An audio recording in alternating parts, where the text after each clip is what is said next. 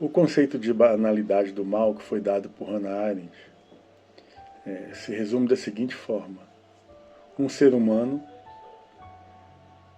comum, sem uma maldade exacerbada, diferente dos outros seres humanos, também sem uma bondade exacerbada, também um ser humano comum, é capaz de praticar atos terríveis se ele não conseguir, se ele não tiver uma capacidade de raciocínio no qual ele saiba julgar e diferenciar atos bons de atos ruins, atos justos de injustos, belos de feios.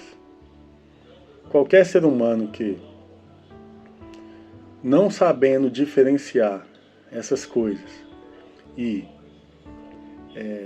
incentivado, né, por pessoas com as quais convive ou pela cultura de seu tempo, é capaz de praticar atos ruins, fazendo que essas atitudes ruins se tornam comuns, ou seja, se tornam banais. Por isso que fala sobre a banalidade do mal. Mas aí o que acontece? Eu vou falar um pouco sobre a Hannah Arendt. Ela foi uma filósofa, mas ela era judia, né? Ela foi perseguida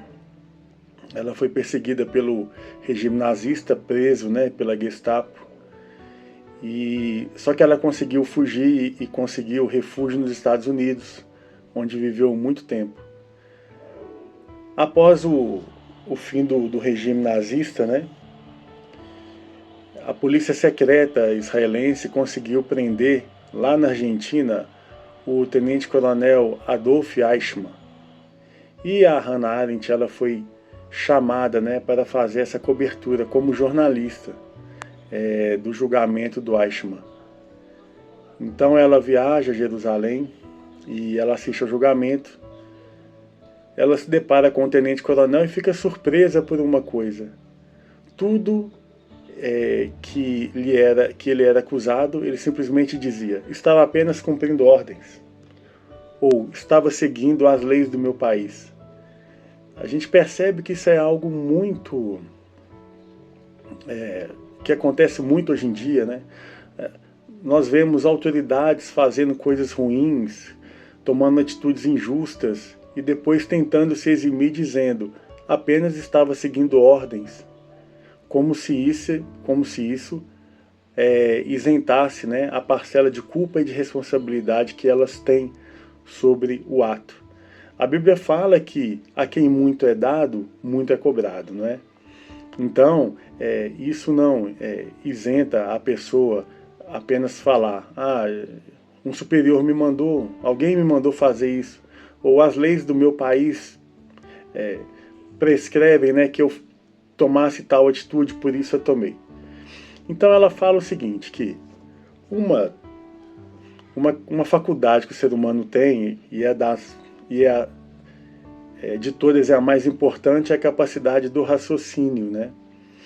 E aí ela diz o seguinte, que quando o ser humano toma atitudes sem raciocinar sobre elas, ele pode fazer coisas ruins.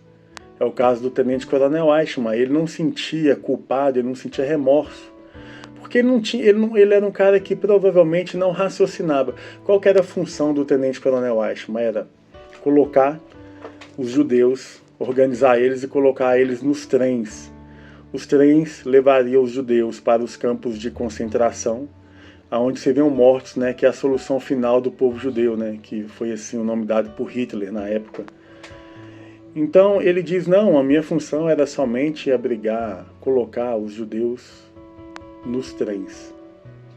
E de fato não tinha sido Eichmann que havia criado essa política de extermínio dos judeus. Porém, ele estava profundamente ligado à causa e ele sabia de fato o que iria acontecer com os judeus. Então Hannah Arendt, diante dessas escusas do tenente-coronel Eichmann, ela chega a uma conclusão muito interessante. Ela fala assim: o pior crime é aquele que é cometido por ninguém, porque ninguém se responsabiliza. Era o tenente-coronel Eichmann que apenas colocava os judeus nos trens, Era o outro oficial que apenas abrigava os judeus nos campos de concentração. Era o outro oficial que apenas ligava as câmeras de gás. E aí ninguém se responsabiliza por nada, né? Mas nós sabemos que existe uma justiça. Talvez nesse mundo essa justiça não seja tão atuante, né? Mas ela atua nos céus.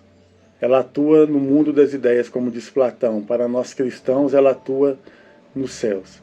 E ao sairmos desse mundo sensível aqui, esse mundo material, nós vamos dar conta das nossas atitudes. Então é importante, quem faz parte, né, de uma instituição de massa, um exemplo, o judiciário, o exército, a igreja, é importante que ele venha refletir sobre suas atitudes. Refletir sobre as atitudes, sobre determinados valores de seu tempo, não é? Certificar se aquilo é ruim ou bom. Platão fala muito sobre conheça-te a ti mesmo, né? É você dialogar com você. É você voltar os seus olhos para o seu interior e ver como têm sido as suas atitudes. É uma autoanálise. Não é mesmo? E a importância disso, né? Para também que nós não nos tornemos máquinas, né?